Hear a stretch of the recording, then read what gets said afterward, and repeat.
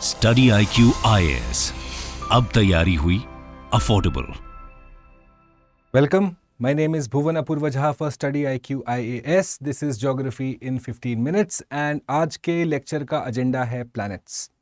ठीक है, आज तक अभी तक हमारे डिस्कशन में हमने देखा है बिग बैंग थ्योरी के बारे में और ओरिजिन ऑफ लिथोस्फेयर, हाइड्रोस्फेयर और एटमॉस्फेयर ऑन अर्थ।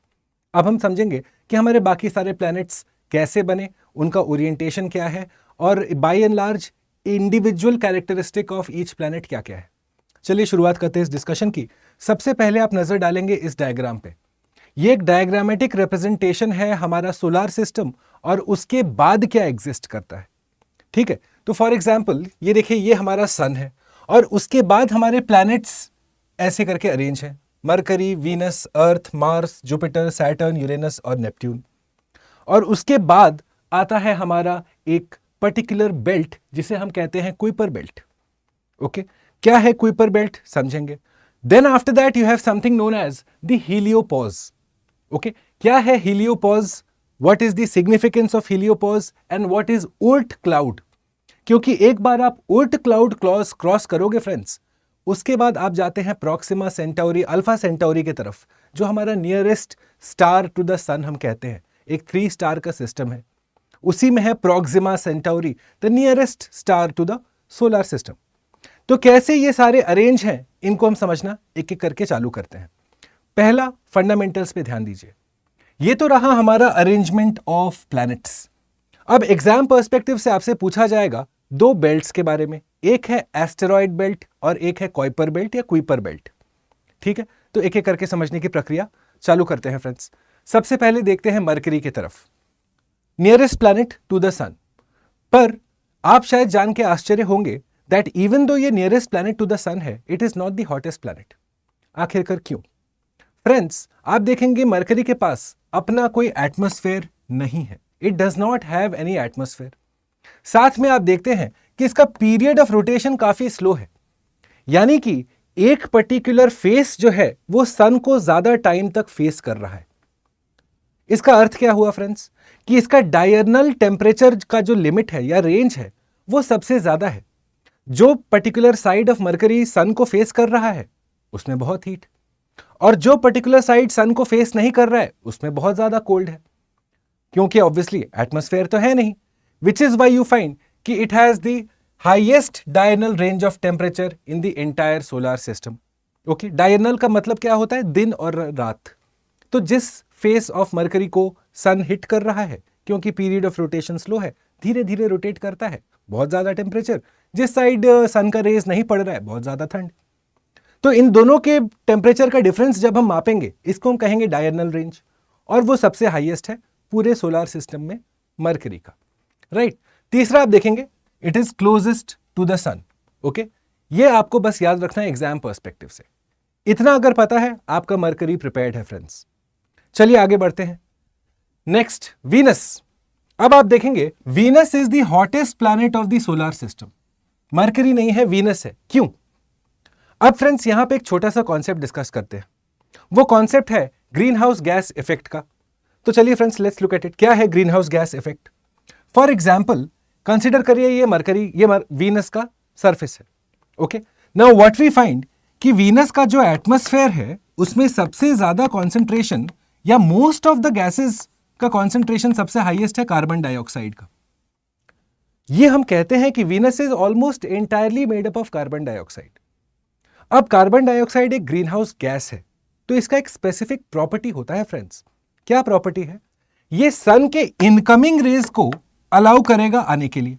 कंसिडर करिए ये पिंक लाइन सन का इनकमिंग रेज है।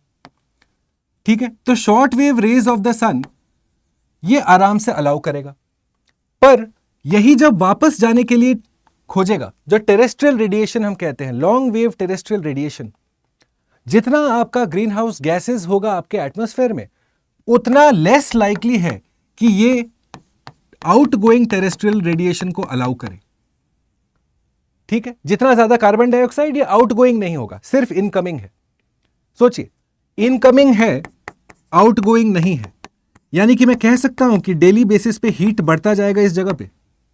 यही है ग्रीन हाउस गैस इफेक्ट, जो हम अर्थ के कॉन्सेप्ट में भी देखते हैं। जितना ज्यादा आप फॉसिल फ्यूल जलाएंगे उतना ज्यादा कार्बन डाइऑक्साइड का एमिट होगा, जितना ज्यादा कार्बन डाइऑक्साइड एमिट होगा उतना ज्यादा आप हीट ट्रैप करेंगे, आउटगोइंग आपका कम होगा। अब चलिए वापस, तो हम क्या देखते हैं वीनस में फ्रेंड्स, क्योंकि कार्बन डाइऑक्साइड की मात्रा इसमें ज्यादा है, इट ट्रैप्स हीट एफिशिएंटली। ठीक है, इनकमिंग ज्यादा आउटगोइंग से, जिसके चलते आपका हीट ट्रैप होना चालू होता है और डे टू डे ये गर्म होता जा रहा है ये प्लैनेट, जिसे हम कहते हैं runaway greenhouse gas effect friends.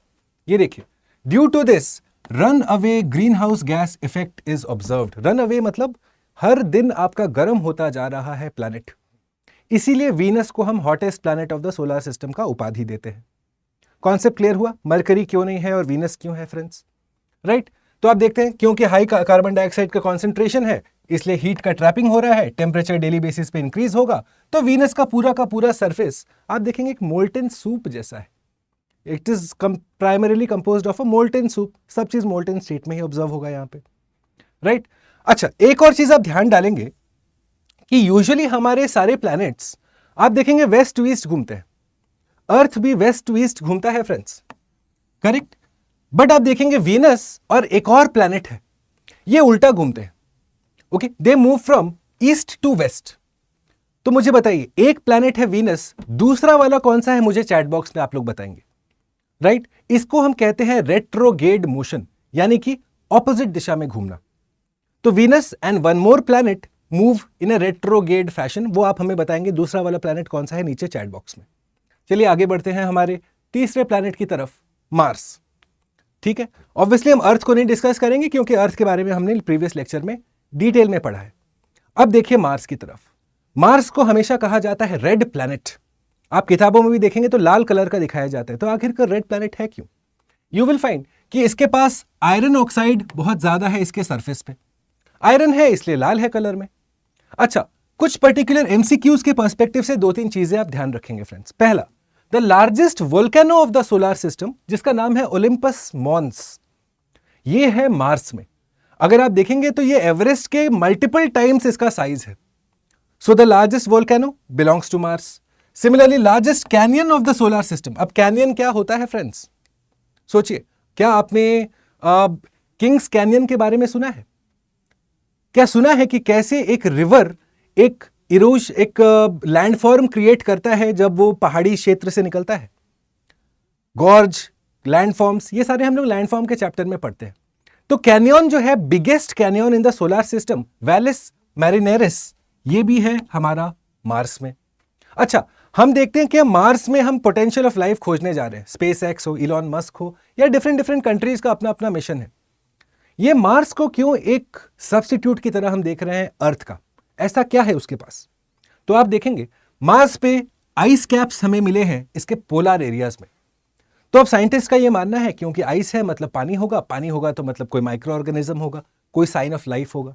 इसीलिए इतना जद्दोजहद, इतना एफर्ट लगा हुआ है वैश्विक कम्युनिटी का कि हम मार्स को ढंग से एक्सप्लोर करें। समझे फ्रेंड्स? अच्छा, यहां पे हम देखते हैं weak greenhouse gas effect है। इसका अर्थ क्या हुआ कि क्योंकि मार्स के एटमॉस्फेयर में कार्बन डाइऑक्साइड का कॉन्सेंट्रेशन है कम, तो जितना कार्बन डाइऑक्साइड का कॉन्सेंट्रेशन कम, यानी कि ये प्रोसेस जो हम लोग देख रहे थे कि आपका इनकमिंग आ रहा है, आउटगोइंग ट्रैप हो रहा है, ये मार्स में नहीं देखा जाता है। इसलिए टेम्परेचर मोर और लेस स्टेबल रहेगा यहाँ पे, विच इज वाई हम कंसिडर भी कर रहे हैं कि फ्यूचर में शायद ह्यूमन सिविलाइजेशन जाके मार्स पे अपना बेस बनाए। करेक्ट? अच्छा, going forward let's also look कि यहाँ पे सीजनल इमिशन ऑफ मीथेन होगा। मीथेन क्या है? मतलब इवन दो मीथेन भी एक ग्रीन हाउस गैस है, पर साइंटिस्ट्स का ये मानना है क्योंकि मीथेन का एमिशन हो रहा है तो शायद इससे बायोलॉजिकल एक्टिविटी भी हम खोज सकते हैं। ये रहा मार्स। अगर आप ये डिस्कशन फॉलो कर रहे हैं फ्रेंड्स, कुछ नया सीख रहे हैं, please do consider leaving a like and a comment. आप लोगों का लाइक, आप लोगों का कमेंट्स हमारे लिए प्रोत्साहन का काम करता है फ्रेंड्स। ओके, लेट्स कंटिन्यू, आगे बढ़ते हैं। जुपिटर की तरफ नजर बढ़ाइए। अब जुपिटर का जब आप फोटो देखोगे ना फ्रेंड्स, आप देखेंगे कि उस पर एक लाल कलर का स्पॉट मिलेगा आपको, अलग से एक बिंदी टाइप का स्पॉट मिलेगा। उसे कहा जाता है द ग्रेट रेड स्पॉट।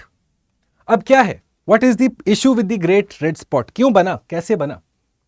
तो फ्रेंड्स पहला ये समझिए, अभी तक जो हम प्लैनेट्स डिस्कस कर रहे थे ये थे हमारे रॉकी प्लैनेट्स, और अब हमारे गैसियस प्लैनेट्स का हम डिस्कशन चालू कर रहे हैं। अब आपके मन में आया होगा कि सर ऐसा क्यों है कि सन के पास वाले जो प्लैनेट्स हैं वो रॉकी प्लैनेट्स हैं, पर अब जैसे जैसे सन से दूर जाते हो अब प्लैनेट्स गैशियस हो रहे हैं, ऐसा क्यों? तो चलिए फ्रेंड्स, एक छोटा सा उदाहरण के थ्रू आपको बताते हैं। बिग बैंग जब हुआ ना फ्रेंड्स, तो आपने देखा कि सारा सामान रैपिडली रिलीज होता है, my space get start to filled up, correct? You will find कि आपका जो भी रॉक्स था या जो डस्ट था, क्योंकि हमारा बिग बैंग से क्या निकला? डस्ट, गैस, है कि नहीं, और उसके बाद बाकी सारे पार्टिकल्स। तो आप देख रहे हैं कि हमारा जो डस्ट था ना वो ज्यादा दूर नहीं गया, पर हमारा गैस जो था वो ज्यादा दूर तक गया। अब आप कैसे समझेंगे इस पॉइंट को? कभी वोल्केनिक इरप्शन देखिए, आप देखेंगे वोल्केनो का जब इरप्शन होता है तो जो पत्थर होगा वो ज्यादा दूर तक नहीं जाएगा, पर जो ऐश का प्लूम होगा, जो गैस निकलेगा, वो ज्यादा ऊपर तक जाता है। सेम कॉन्सेप्ट आप लगाइए बिग बैंग थ्योरी पे। आपका जो डस्ट था वो पास में रुका, आपका जो गैस था वो दूर तक गया। इवेंचुअली यही डस्ट मिलके जो पास में आया, यही डस्ट हमारा इनर प्लैनेट्स बनाता है, और जो गैस दूर तक गया यही जाके हमारे गैशियस प्लैनेट्स बनाता है। इसीलिए आप देखेंगे कि हमारे जो आउटर प्लैनेट्स हैं वो गैस के बने हुए हैं, और जो इनर प्लैनेट्स हैं वो रॉक्स के बने हुए हैं, उसमें अर्थ भी शामिल है। जब ये कॉन्सेप्ट क्लियर हो गया फ्रेंड्स, अब देखिए, Jupiter is a gaseous planet, मतलब कि इसमें गैस का ज्यादा मात्रा है। अच्छा, कौन कौन से गैसेस? 3 प्रमुख हैं, अमोनिया, अमोनियम हाइड्रोसल्फाइड और पानी का भाप। अब इसके चलते होता क्या है फ्रेंड्स, 3 गैसेस हैं, और जुपिटर का फोटो अगर देखा जाए तो आप देखेंगे एक बैंड सिस्टम हमें दिख रहा है। अपने बुक्स में आप खोल के देख सकते हैं, बैंड्स हमें दिख रहे हैं, अलग अलग लेयर्स जैसा दिख रहा है। ऐसा क्यों? क्योंकि friends Jupiter rotates extremely fast. एक रोटेशन ये 10 घंटे में पूरा कर देगा। इसके चलते क्या होता है, ये गैसेस अब जुपिटर के साथ रोटेट कर रहे हैं, जुपिटर के स्पीड के साथ रोटेट कर रहे हैं, और इसीलिए ये गैसेस अब सेपरेट आउट हो जाते हैं, स्ट्रैटिफिकेशन, अलग अलग लेयर्स बना लेते हैं ये, और इसीलिए हमें जुपिटर पे ये लेयरिंग दिखता है। तो ये जो इंडिविजुअल लेयर्स बन रहा है ना जुपिटर पे, अलग अलग कलर का, ये काहे का बन रहा है, कहां से बन रहा है? इन गैसेस का रोटेशन की वजह से। समझे friends? Okay, due to this the 3 gases get separated and form different layers, जिसे हम स्ट्रैटिफिकेशन या बैंडिंग कह रहे हैं। अलग अलग स्ट्रैटिफिकेशन या स्ट्रैटिफाइड लेयर्स में हमें जुपिटर का सरफेस दिखता है यहां से देखने पे, जब टेलीस्कोप से देखते हैं तो। ओके, अच्छा, बिकॉज जुपिटर बहुत फास्ट मूव कर रहा है, सोचिए 10 घंटे में एक रोटेशन कंप्लीट, अर्थ का ऑलमोस्ट हाफ है, हाफ से भी ज्यादा। तो इसके चलते क्या होगा, आपका हवा बहुत स्पीड में मूव कर रहा है, जो भी गैसेस हैं। तो जो गैसेस स्पीड में मूव कर रहे हैं तो वो मेगा स्टॉर्म्स क्रिएट करते हैं। हम ये कहते हैं कि जुपिटर के स्टॉर्म्स लंबे अवधि तक चलते हैं, लंबे समय तक चलते हैं, क्योंकि जुपिटर फटाफट मूव कर रहा है फ्रेंड्स। समझे?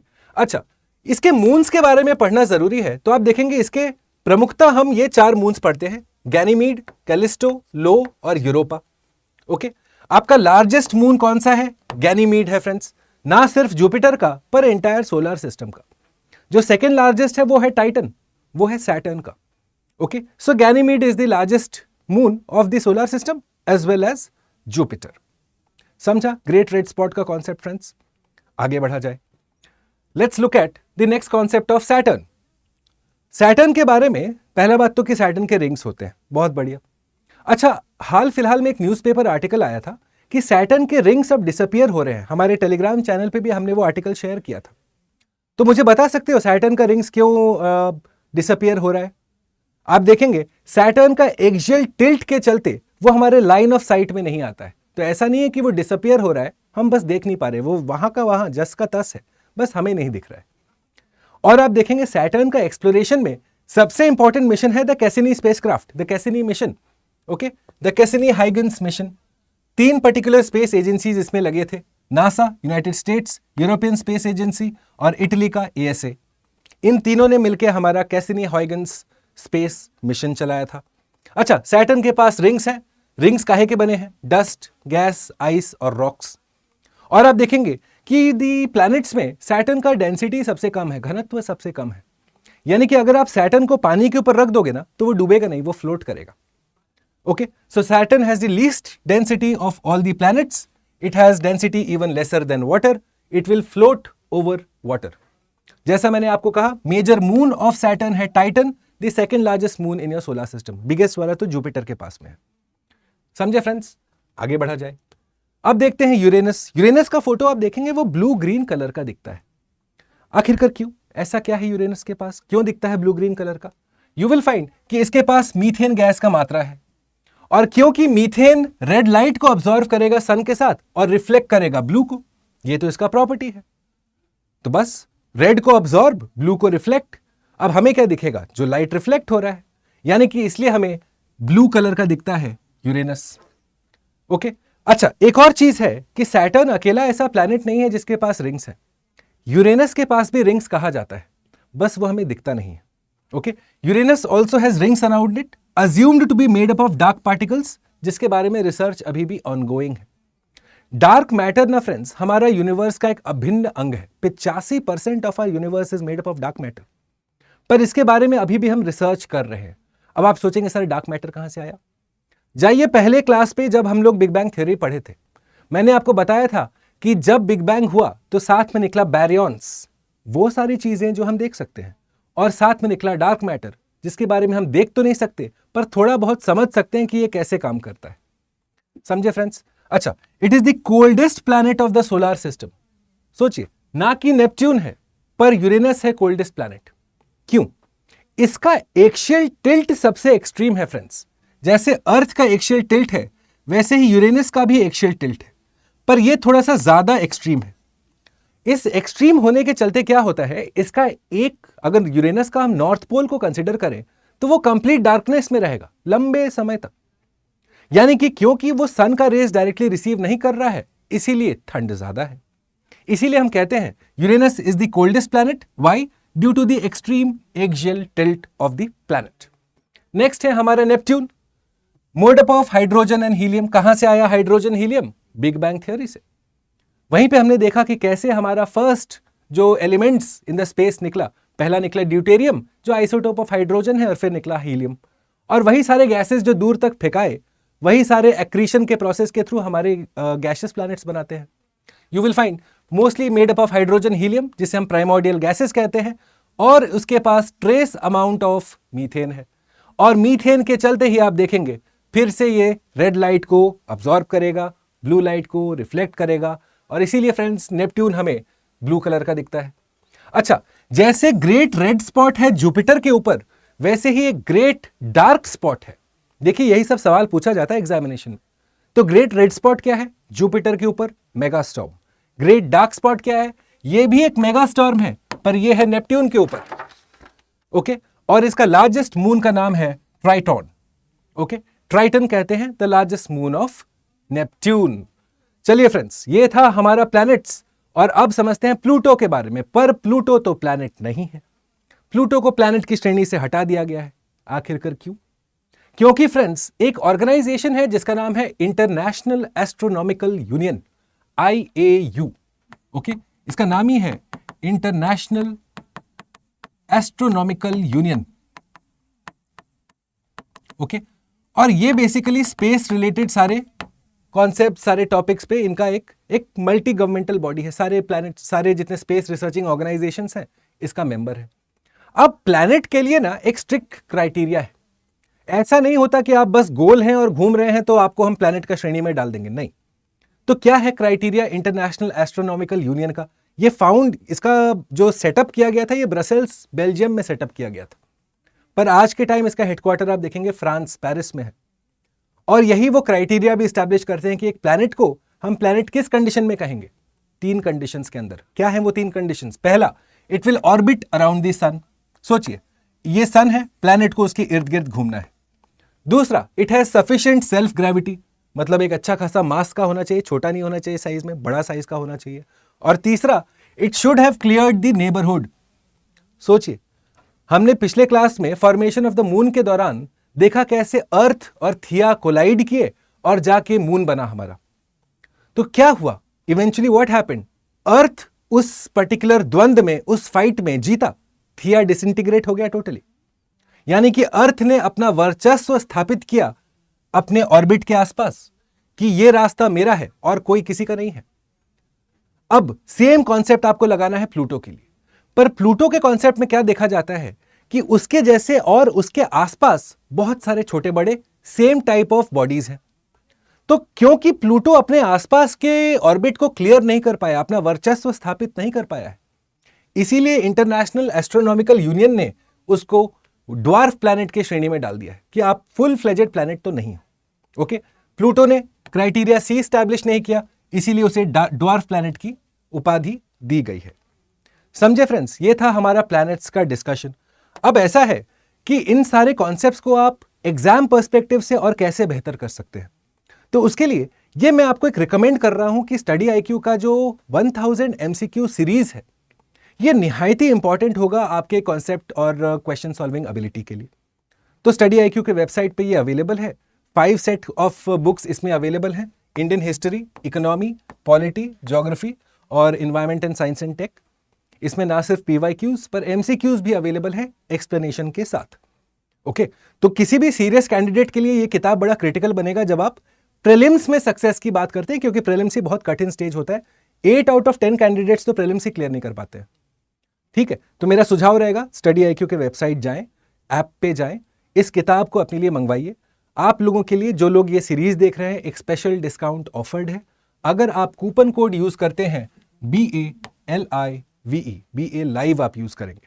चलिए, प्लैनेट्स हमने सीख लिया फ्रेंड्स। अब जो बाकी सारा प्रॉब्लम्स था, हीलियोपॉज, ओर्ट क्लाउड, थोड़ा उसके बारे में भी नजर डाल देते हैं। Okay, let's look at the Kuiper belt now. What is the Kuiper belt? अगर मैं आपको डायग्राम के थ्रू समझाऊं तो ये देखिए फ्रेंड्स, हम लोग नेपट्यून तक पहुंच गए हैं। अब नेपट्यून और हीलियोपॉज के बीच में एक कुइपर बेल्ट है हमारा। तो क्या है कुइपर बेल्ट फ्रेंड्स? ये एक ऐसा एरिया है जहां पे हमारे बहुत सारे आईसी प्लैनेट्स हमें मिलेंगे। ठीक है, ये देखिए, it is a trans Neptunian area जहां पे हमें आईसी ऑब्जेक्ट्स मिलते हैं। ओके, और ये सारा का सारा कुइपर बेल्ट हीलियोपॉज तक जाएगा। ओके, नाउ आईसी प्लैनेट्स हैं और हीलियोपॉज तक जा रहा है। हीलियोपॉज क्या होता है? हीलियो मतलब है हीलियोस, ग्रीक शब्द है सन गॉड के लिए, और पॉज मतलब जहां पे उसका एरिया ऑफ इन्फ्लुएंस खत्म होता है। यानी कि मेरा सन का जो बाउंड्री है, उसका जो एरिया ऑफ इन्फ्लुएंस है, उसका ये बाउंड्री है। उसके बाहर सन का इफेक्ट हमें फील नहीं होगा। तो हीलियोपॉज क्या है? The region surrounding the solar system where pressure from outgoing solar wind is balanced by the influence of the next star system. क्या है नेक्स्ट स्टार सिस्टम? चलिए देखा जाए। अगर यही डायग्राम हम फिर से देखें, ये रहा हमारा हीलियोपॉज, यानी कि सन का जो स्फेयर ऑफ इन्फ्लुएंस है वो बस यहीं तक है। अगर सन हमारा एक डिस्ट्रिक्ट मजिस्ट्रेट है तो वो उसका एरिया का बाउंड्री है, उसके बाहर उसका नहीं चलेगा। समझे? Heliopause is the sphere of influence जहां पे सन का स्फेयर ऑफ इन्फ्लुएंस खत्म हो जाता है, क्योंकि उसके बाद आता है ओर्ट क्लाउड और उसके बाद आ जाता है हमारा अगला स्टार सिस्टम जिसे हम अल्फा सेंटोरी कहते हैं। 3 स्टार सिस्टम है। हीलियोपॉज समझ लिया। अब समझते हैं ओर्ट क्लाउड क्या है फ्रेंड्स, क्योंकि काफी सारे स्टूडेंट्स को ओर्ट क्लाउड के बारे में नहीं बताया जाता है। ओके, समझिए पहले। Oort cloud is a giant swarm of gas that surrounds the solar system. ये हमारे पूरे सोलर सिस्टम के इर्द गिर्द है। इसका खोज किया था जैन ओर्ट, जो एक नेदरलैंड्स के साइंटिस्ट थे 1950 में। ओके, और आप देखते हैं कि इस पूरे क्लाउडी एरिया में बहुत सारे छोटे बड़े प्लैनेट्स हैं। स्मॉल आईसी प्लैनेटिज्मल्स कहते हैं, छोटे प्लैनेट्स हैं। तो जब आप ओर्ट क्लाउड क्रॉस करेंगे, उसके बाद आप अल्फा सेंटोरी स्टार सिस्टम के स्फेयर ऑफ इन्फ्लुएंस में आ जाएंगे, उसके पकड़ में आ जाएंगे। तो यानी कि जब आप इंटरस्टेलर मूवी देखे होंगे फ्रेंड्स, बताइए जितने लोगों ने इंटरस्टेलर मूवी देखा था वो क्या था फ्रेंड्स? ये एरिया अपने सोलर सिस्टम से आप दूसरे किसी स्टार के स्फेयर ऑफ इन्फ्लुएंस में जा रहे हो, बीच में आप क्रॉस करोगे कुइपर बेल्ट, फिर हीलियोपॉज, फिर Oort cloud. Oort cloud cross करने के बाद आप पहुंच गए अल्फा सेंटोरी या प्रॉक्सिमा सेंटोरी के पास, जो हमारा नियरेस्ट स्टार सिस्टम है। समझे फ्रेंड्स? ये था पूरा डिस्कशन प्लैनेट्स की तरफ। आज के डिस्कशन के लिए हम आपको क्वेश्चंस आपके लिए नहीं लाए हैं। मेरा आपसे सजेशन है, सबसे पहले इस किताब को मंगवाइए, आपके फायदे का है। आपको बस यूज करना है कोड BALIVE। ठीक है, चलिए जाने से पहले फ्रेंड्स देखिए, इसी तरीके से हम लोग स्टडी आईक्यू के क्लासेस में डिस्कस करते हैं नोट्स के साथ। जो नोट्स आप देख रहे हैं ना यहाँ पे, ये हमने क्लास में स्टूडेंट्स के साथ डिस्कस किया है। तो मेरे साथ मेरे क्लास में जुड़ने के लिए, क्योंकि अब 2025 का जो आखिरी प्रतिज्ञा प्लस बैच है उसका एडमिशन हो रहा है क्लोज। क्या है प्रतिज्ञा प्लस बैच? जब आप प्रीलिम्स क्लियर करेंगे आपको पैसे वापस दिए जाएंगे, आपका फीस आपको रिफंड होगा। साथ में आपको हर हफ्ते एक टेस्ट लिखना है और टेस्ट के टॉपर को दिया जाएगा 11,000 रुपए का धनराशि।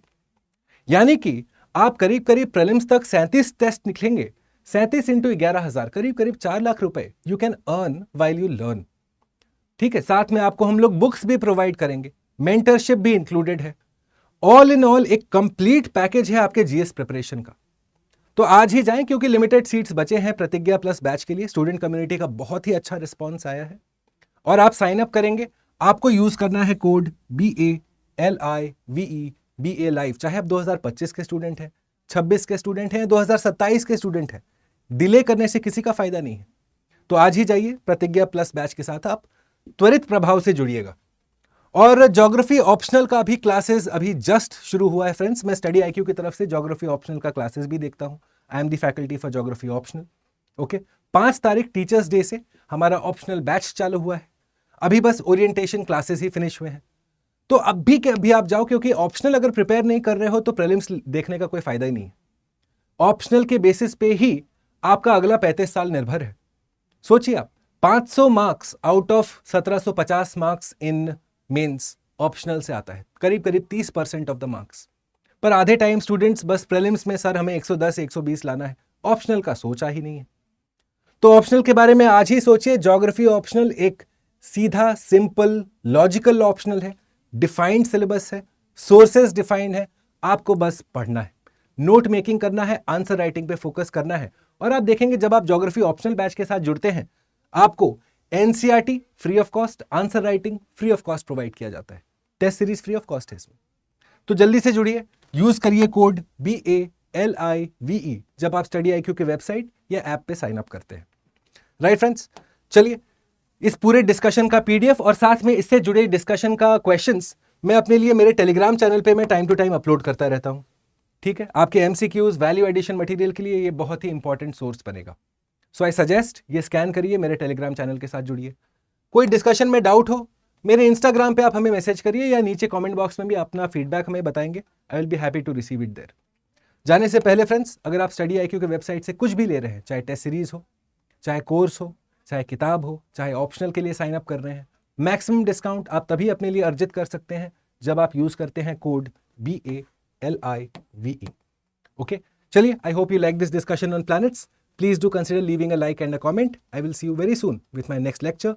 Till then, namaskar. Study IQ IAS, अब तैयारी हुई अफोर्डेबल।